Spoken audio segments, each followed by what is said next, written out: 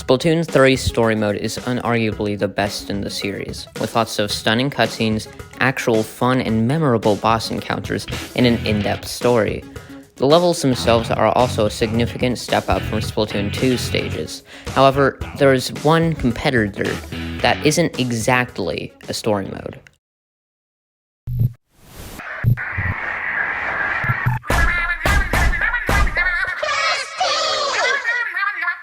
Octo Expansion.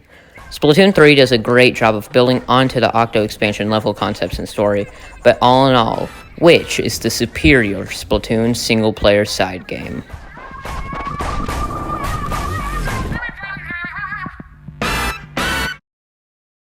In Splatoon 3, most levels are openly accessible, only blocked by fuzzy ooze, which you need power eggs from previous levels to get rid of. While the concept sounds good in theory, a major majority of the levels have no entrance fee while still giving high rewards. The levels also aren't that difficult, with a few exceptions such as the target levels and the survival levels. This allows the player to get lots of power eggs early on, enabling them to be able to skip many of the campaign's levels. Compared to the Octo Expansion, this pacing is completely inferior. While the Octo Expansion doesn't have a 3D explorable map, the one we get is still aesthetically pleasing and functional. As you can see, you have to beat levels to unlock new ones in a somewhat linear system. However, there are branching paths, so many levels are unrequired. There aren't many dead ends either, as all paths will connect back to each other eventually. Similar to Splatoon 3, you need mem coins to play each level, and are rewarded mem coins after you beat them. The levels aren't in any particular order, so you can just go straight from an easy level to a challenging one. This system prevents players from skipping around the levels and easily being able to get to the final boss, unlike Splatoon 3. In both Splatoon 3 and Octo Expansion, there are technically only 4 and 5 100% required levels, respectively, not including tutorial stages or finales. The first fight that begins the games, 3 boss fights in Splatoon 3, and 4 levels where you simply grab an item in Octo Expansion. Splatoon 3 will make the locations of the bosses blatantly obvious, with their locations pulsating on both the minimap and hub world. However, in Octo Expansion, the boss locations don't appear until you've gotten to the path they're on. The different paths in the game are all hidden until you reach them, so you can't simply go to every path until you find the right one. You have to find loose ends and continue following them.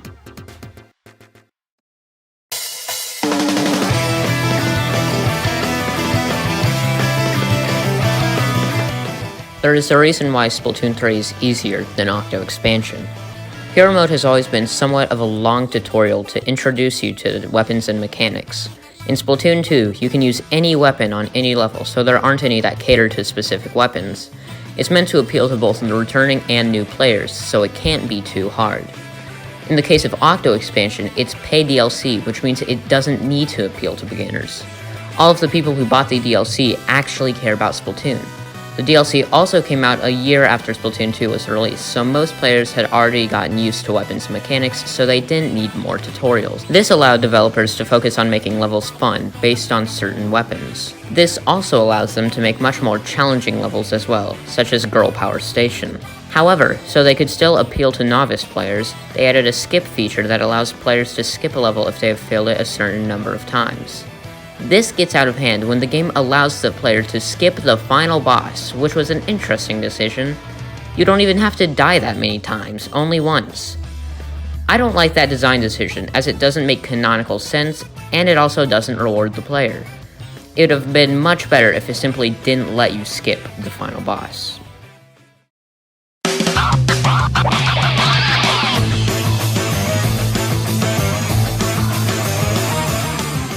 Quick warning, we are about to begin talking about spoilers for both Octo Expansion and Splatoon 3, so if you care about that, click off the video and come back later. Now, despite the rich lore of the Splatoon series, many people argue that the development team hasn't been able to convey that in the game, especially in Splatoon 1 and 2, where the stories are as simple as going from point A to point B.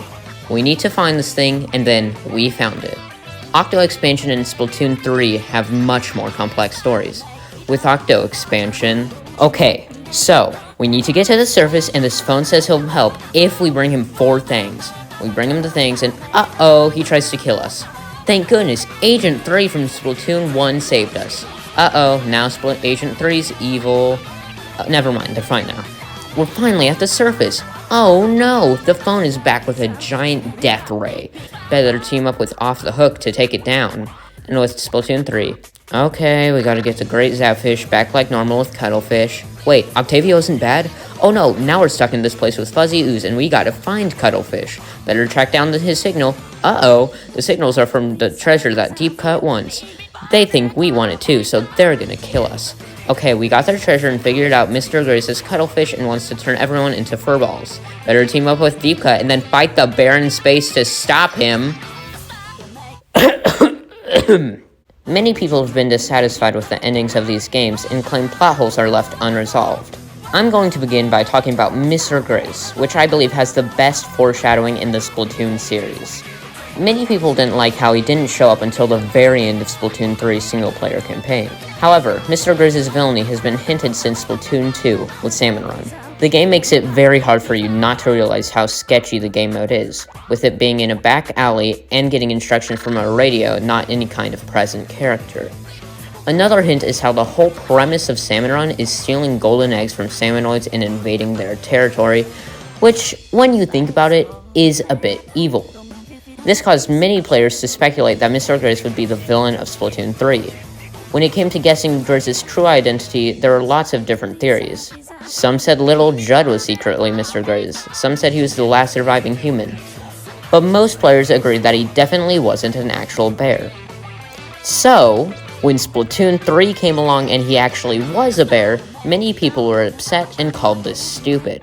But if you beat After Alterna and get access to the final Alterna log, you learn that Mr. Grace being a bear actually makes a lot of sense. As a brief summary of the log, Mr. Grace was one of the 3 grizzly bears humans took into space in search of a new planet.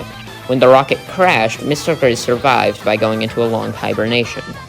Of course, this leaves even more plot holes. How can Mr. Grace talk? How did he gain sentience? Did he evolve like marine life? Was it Fuzzy Ooze? Perhaps we'll never know. A bigger plot hole in Splatoon 3 I haven't seen many people talking about is Small Fry turning into Huge Fry. This isn't hinted at in any of the Sunken Scrolls or alternate logs. The most popular theory as of now is that the calamari incantation inspired the marine life in the atmosphere to empower Small Fry. I don't have much evidence against this besides it not really being specified in the game. While there aren't as many plot holes in Octo Expansion, one of the biggest ones is the appearance of Agent 3. It's really the same situation as Mr. Grace, as they don't show up until the very end of the game. I'm guessing that they forgot the opening lines of the DLC, where Captain Cuttlefish says directly to you that you are fighting Agent 3 before falling into the metro, so of course they'll show up later in the game. A bigger plot twist is how in the world Agent 3 got knocked out after taking out Tartar's blender. Did they hit their head on the pavement or something? Despite that, Octo Expansion definitely has fewer plot holes than Splatoon 3.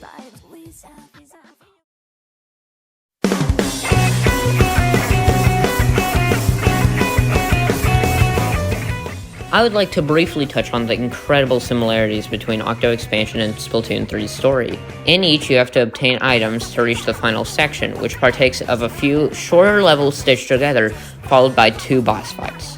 For Octo Expansion, it's Agent 3 and then the Nils statue.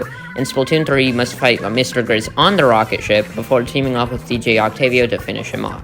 It definitely seems like the dev team took a lot of fan praise for Octo Expansion and implemented it into Splatoon 3, and it did end up straying far enough away from Octo Expansion to still be a separate experience. Another similarity is the goal of the villain. Both Tartar and Grizz want to modify Inklings into a quote-unquote superior species. Tartar wants to sanitize Inklings, which isn't given a clear meaning besides them having their memories wiped and him gaining control over them, and Grizz wants to turn Inklings into fuzzballs, basically wiping their memory and temporarily paralyzing them.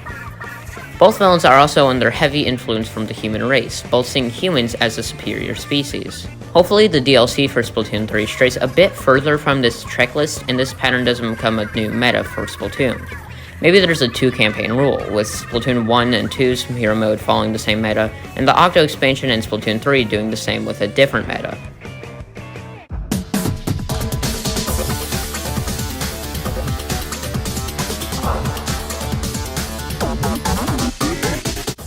In my opinion, I think Octo Expansion has a better story than Splatoon 3, but Splatoon 3 is a better experience overall.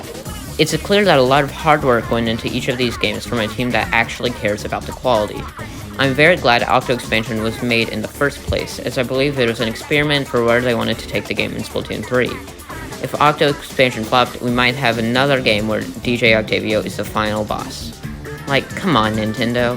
You can literally cut out Splatoon 2's hero mode from the story and it will still make complete sense.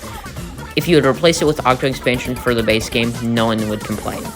But no, you just had to time the final Splatfest somehow.